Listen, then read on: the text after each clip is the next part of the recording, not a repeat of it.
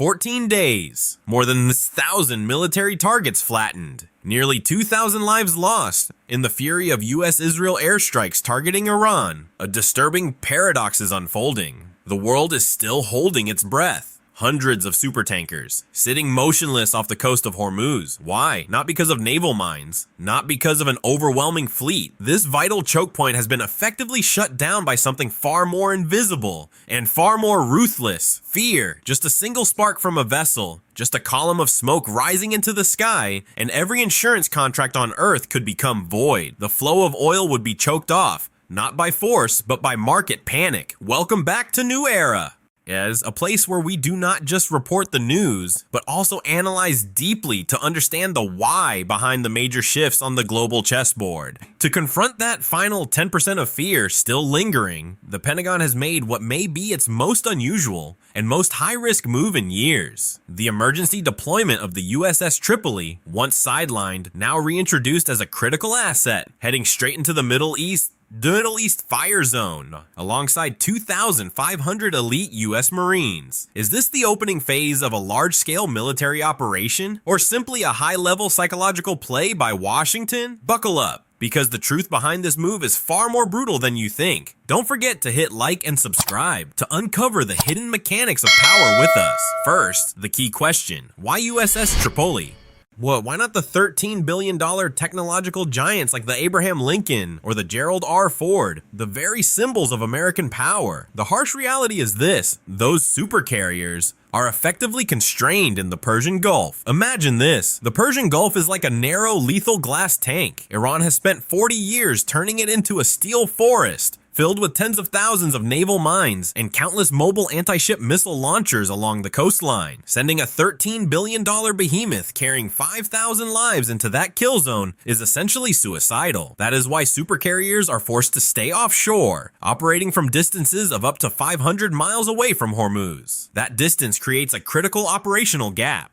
An F-18 must fly for over an hour, while burn massive amounts of fuel, and is left with only about 40 minutes on target before being forced to return. A massive strategic inefficiency. The Pentagon needed a calculated risk asset, a warship strong enough to push deep into danger, but expendable enough to justify the risk, and they chose USS Tripoli. Visually, USS Tripoli LHA-7 is a 44,000-ton steel mass, carrying the rugged profile of a light aircraft carrier rather than a traditional amphibious assault ship. From above, the most striking feature is its flat 844-foot, about 257 meters flight deck, completely absent of catapults or arresting gear systems. Tripoli was once mocked by segments of the U.S.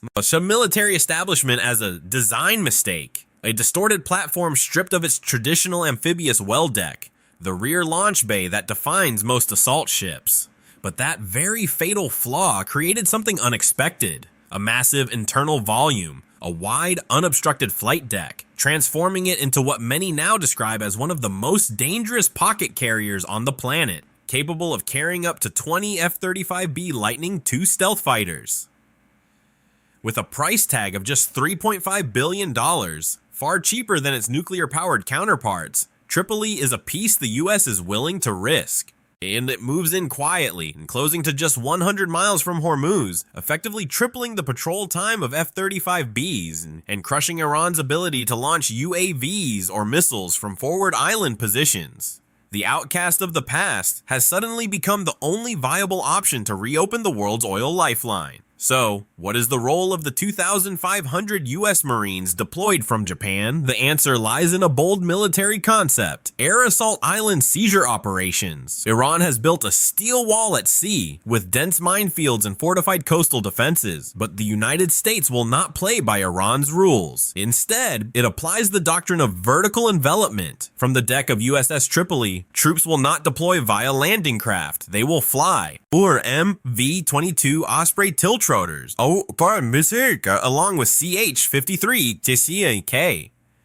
King Stallion heavy lift helicopters will bypass minefields and coastal defenses like a storm, inserting forces directly onto strategic islands such as Abu Musa and Greater Tunbi. This is how the US solves warfare in 3 dimensions, while Iran's defenses remain optimized for traditional 2-dimensional threats at sea level. But the real objective may not be those small islands alone. Some international strategic analyses point to a far more critical target, Kharg Island. Kharg is not a massive military fortress, but it is the heart, the lifeline, of Iran's oil export system. Around 90% of Iran's oil exports pass through this island before reaching global markets. Uncapture Kharg, and you are not just taking an island, but you are seizing the financial heart of Tehran. Why not simply bomb it into destruction? Because the United States has learned from Iraq and Venezuela. Financial warfare can be more effective than destructive warfare. Destruction is impulsive. Control is an art. Imagine this. US forces take control of Kharg Island. The oil still flows. Tankers still arrive, but the payment flows are redirected into intermediary accounts monitored by Washington. Iran continues selling oil, but cannot access its own revenue. Funds are frozen, released only for food and medicine, while all military-related spending is tightly restricted. That is a slow death, a financial nightmare with no exit, a war where the most powerful weapon is absolute control of capital flow.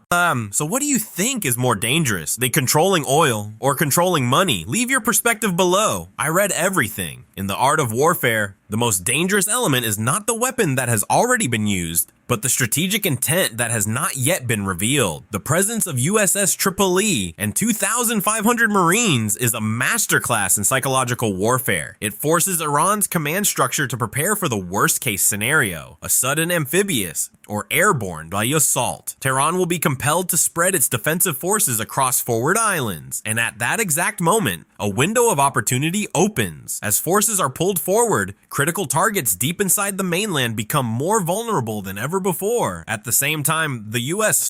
Marine Corps is implementing the doctrine of EABO, Expeditionary Advanced Base Operations. They will turn small islands into steel porcupines, equipped with mobile HIMARS rocket artillery systems. Each island becomes a lethal node, and together they form a firepower bubble, a kill zone covering the entire strait, where any Iranian target can be struck from multiple directions. Within that bubble, U.S. mine-clearing vessels can operate with relative freedom, and oil tankers can pass through safely. But do not forget, alongside military power, the diplomatic front has never cooled down. Countries dependent on Hormuz, from Europe to Asia, are maintaining continuous engagement with Iran. Now, this reflects a core reality of geopolitics. Major powers always operate along two parallel tracks, applying military pressure to create leverage, while simultaneously keeping diplomatic channels open to secure the most favorable outcome. From a purely tactical perspective, these calculations may appear as a masterpiece of modern warfare, where force, psychology, and financial strategy converge. But now, look at the other side of the coin. History has shown, from the valleys of Southeast Asia to the deserts of the Middle East, that the will of a nation cannot be broken by bombs or financial strangulation alone. Modern warfare is not only a contest of weapons, it is also a contest of national identity, resilience, and belief. In this power game, human lives become the most painful pieces on the board. The Marines aboard Tripoli, the pilots flying F-35s, the sailors on oil tankers, they are real people with families, with dreams. KS-135 refueling aircraft continue flying day and night, stretched to their limits in missions where every sortie carries real risk. Risk is constant and loss is inevitable. And if Hormuz is blocked, the pain will not remain confined to the battlefield. It will ripple across the globe. Oil prices will surge. Inflation will rise, and millions of low-income workers worldwide will be the first to bear the cost of a war they never chose. That is the most painful paradox of our time. On the geopolitical chessboard, great powers compete for influence, but the consequences fall heaviest on ordinary people.